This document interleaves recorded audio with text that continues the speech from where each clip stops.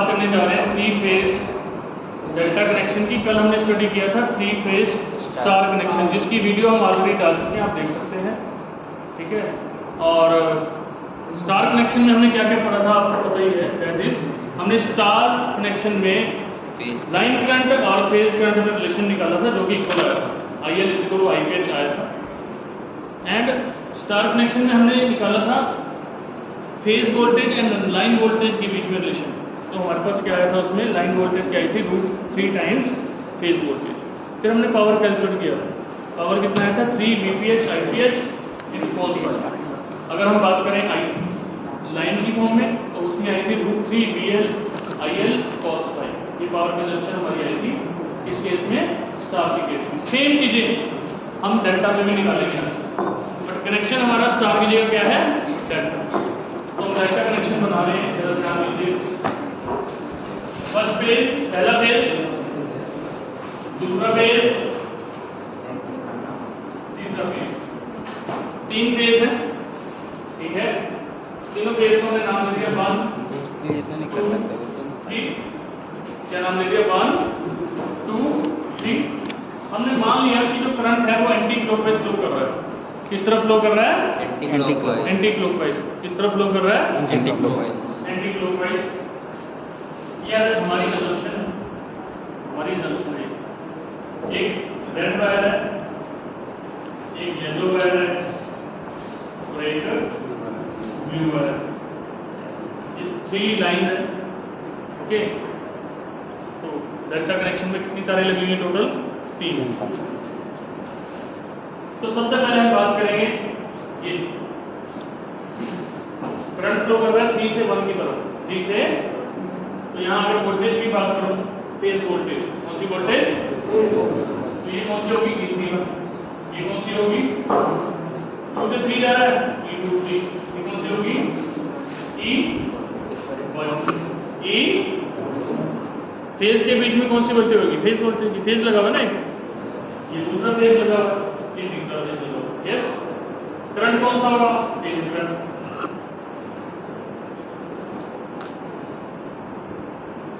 सारे क्या है, phase current.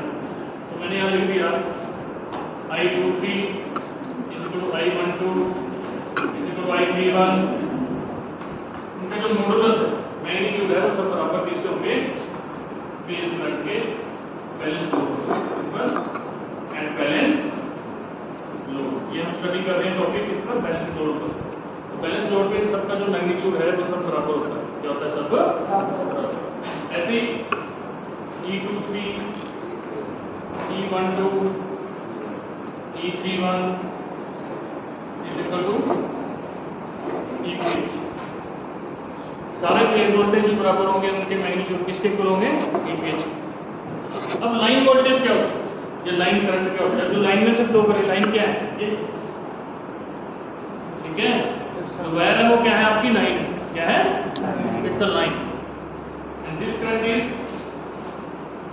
IR, this current is IY, and this current is IB।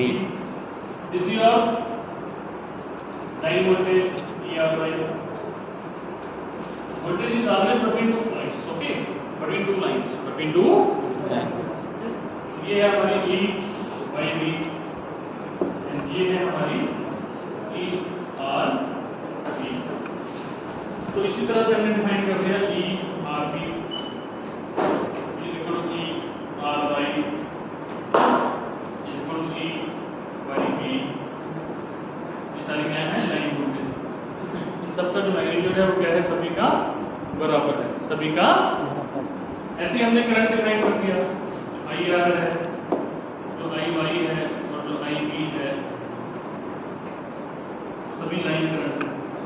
और वो भी सारे आपस में उनका जो मैग्नीट्यूड है बराबर है, पर किस पर, at balance load, at balance load. फिर हमें सबसे पहले जो इसमें रिलेशन निकालना है वो निकालना है बिटवीन, फर्स्ट एम जो हमारा है, फाइंड रिलेशनशिप बिटवीन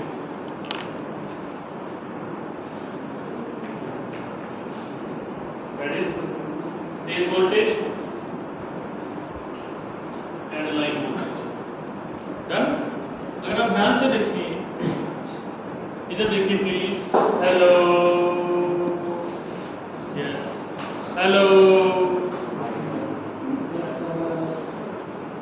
ध्यान से देखें, जो वोल्टेज है वो हमेशा दो पॉइंट्स के बीच में होती है। हमेशा किसके बीच में होती है? दो पॉइंट्स। तो ये जो वोल्टेज है E12 और ये जो वोल्टेज है ER2, क्या ये दोनों पॉइंट कॉमन है? यस और नो? यस। E12 किसके इक्वल है? ER E12 किसके इक्वल है? E। सिमिलरली ये जो दो पॉइंट है E31 एंड ERB कॉमन है दोनों पॉइंट? यस और no? Both point are common. ERB। Similarly ये जो दो पॉइंट है E23 and E23 and E ये भी सेम है। लेफ्ट साइड पे सारे क्या हैं? EPS। राइट साइड पे सारे क्या हैं? EL है। और ये सारे आपस में क्या है? इक्वल। ये सारे आपस में क्या है? इक्वल। यस और नो? यस। यहाँ से क्या प्रूफ हो गया? EPS equal to EPS is equal to. समझ आ गई बातचीत? पहली कंडीशन हमने सेटिस्फाई कर ली, दैट इज कि जो फेज वोल्टेज है वो लाइन वोल्टेज के हमेशा इक्वल रहेगा अगर वो डेल्टा है, अगर वो डेल्टा। बट स्टार में क्या था? Current equal. क्या इक्वल थे? लाइन करंट फेज करंट के इक्वल है। इसमें वोल्टेज इक्वल। इसमें क्या इक्वल है? इसमें क्या इक्वल है? वोल्टेज। सेकेंड पार्ट जो हम प्रूव करना चाह रहे हैं, find relation between line current and phase current. अब हमें ये निकालना है, लाइन करंट और फेज करंट का रिलेशन निकालना है। हेलो, स्टॉप राइटिंग, इधर फोकस कीजिए। तो लाइन करंट और फेज करंट में जो रिलेशन है वो कैसे निकाल पाएंगे हम? उसके लिए हमें पता है करंट की बात करें। इसकी तो सवाल ही जवाब है। करंट में आपको पता है कौन सा लॉ लगता है?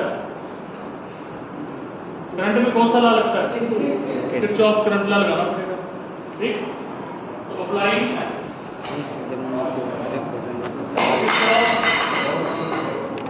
Kirchhoff current law at 1। Apply Kirchhoff current law at 1।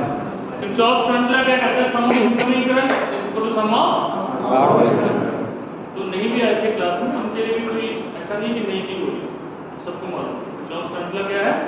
Incoming किसके इक्वल होता है? Current outgoing. तो यहाँ से कौन सा करंट आ रहा है? I31। कौन सा आ रहा है?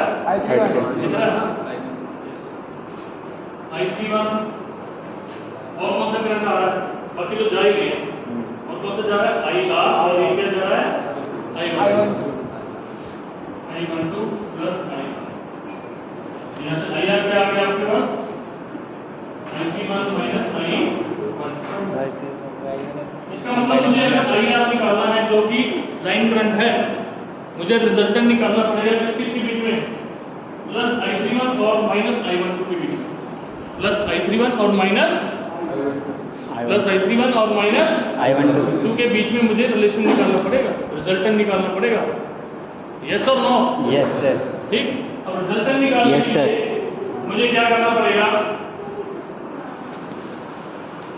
किरचॉफ करंट लॉ होता है इनकमिंग करंट आउटगोइंग के इक्वल होता है सर। अब इनकमिंग करंट क्या आ रहा है? 1 पे I31 आ रहा है ना, ये जा रहा है। This is equal to this plus this भी जा रहा है। बाहर की तरफ जा रहा है करंट कौन सा है? I1। तो अभी बस यहाँ से IR आ गया, दिस प्लस दिस। मतलब मुझे IR निकालने के लिए इसका और इसका रिजल्टेंट चाहिए। यस। फिर अप्लाई किरचॉफ करंट लॉ लगा रहे हैं 1 पे। That is I31 is equal to I12 plus IR। Incoming is equal to outgoing. तो यहाँ से IR निकल गया, that is I31 minus I1। मुझे अगर IR निकालना है तो I31 और माइनस I12 के बीच में रिजल्टेंट निकालना पड़ेगा। ये दोनों अल्टरनेटिंग क्वांटिटीज हैं, एक प्लस में है एक माइनस में, इन दोनों का रिजल्टेंट कैसे निकल सकता है? क्योंकि ये 3 फेज सिस्टम है। कौन सा सिस्टम है? 3 फेज। और 3 फेज सिस्टम में आप सबको मालूम है जो एक फेज है वो दूसरे फेज से 120 डिग्री आगे होता है। एक फेज दूसरे फेज से कितने आगे होता है? 120। टोटल 360 होगा ना, इसको 3 से डिवाइड करेंगे तो क्या आएगा? 120। उनके बीच में एंगल कितना होगा? 120 बीच का 100। ठीक, तो मान लेते हैं ये जो करंट है, ठीक, यहाँ से स्टार्ट है, तो ये रेफरेंस है मेरा I12 मैंने रेफरेंस मान लिया। इन करंट है ना, I12 को क्या मान लिया मैंने? यहाँ से स्टार्ट हो गया, 1 से स्टार्ट किया ना, 2 पे गए I12, फिर 2 से स्टार्ट हो कहाँ पे गए? 3 I2, ये 120 डिग्री पीछे होगा। यस, कितने पीछे होगा? 120। डन। I23 से के बाद I31, ये इससे 120 डिग्री पीछे होगा। ठीक है, यस और नो? ये भी आपस में कितना एंगल है?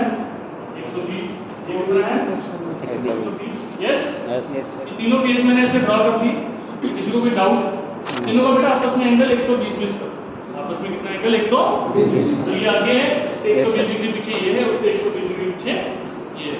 Yes, is it okay? फिर मुझे जो रिजल्टेंट चाहिए वो चाहिए I31 प्लस में और माइनस I12। I31 प्लस कहाँ है? ये रहा प्लस में, माइनस I12 कहाँ है?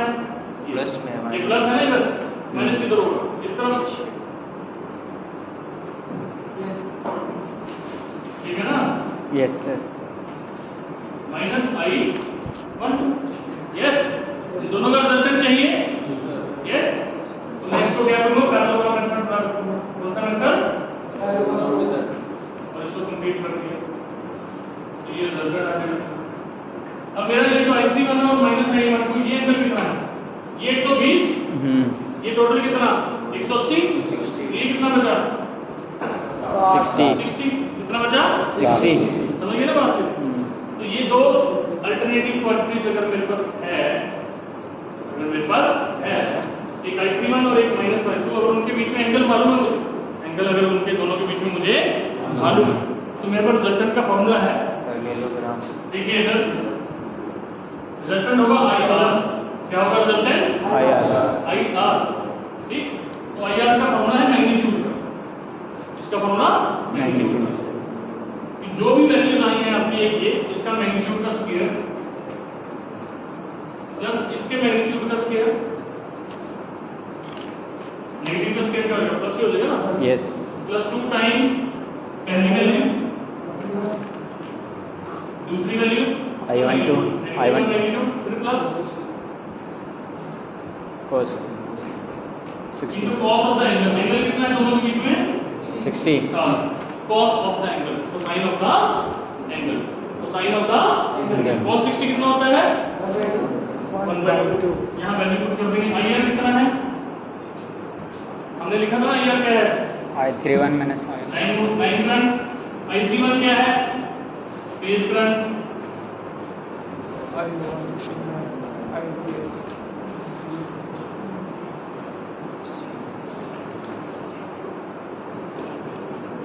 इंटू 1/2। cos 60 कितना है? 1/2। cos 60 कितना है? 1/2। 1/2 इंटू 2 कट जाएगा, कैंसल? Yes sir. यस और नो? Yes sir. यस,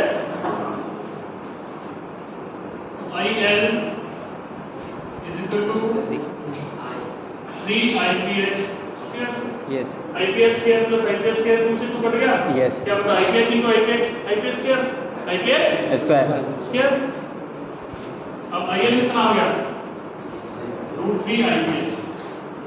तो ये मेरे पास रिलेशन आ गया लाइन करंट और फेज करंट के बीच में, लाइन करंट और फेज करंट। फिर मुझे पावर निकालनी है। अब आपको मालूम है सिंगल फेज की पावर क्या होती है? IPH voltage current cos phi, और 3 फेज की क्या होगी? 3 फेज है ना, 1 2 3, तो 3 से मल्टीप्लाई कर देंगे। EPH IPH cos phi. अगर मुझे इसको लाइन की फॉर्म में निकालना है, लाइन वोल्टेज या लाइन करंट की फॉर्म में, चेंज करो कितना है? EL के इक्वल है, EL के इक्वल पुट कर दो। IPS कितना है? IL by root 2, IL by root 3, IL by root 3 cos phi root 3 से root 3 कट गया, that is root 3 EL IL cos phi. Yes? Is it okay? Yes, sir. समझ आ गया जी? Is it okay? That is 335. Is it okay with everyone? Yes, sir. Yes? Yes, sir. Delta connection पहले हमने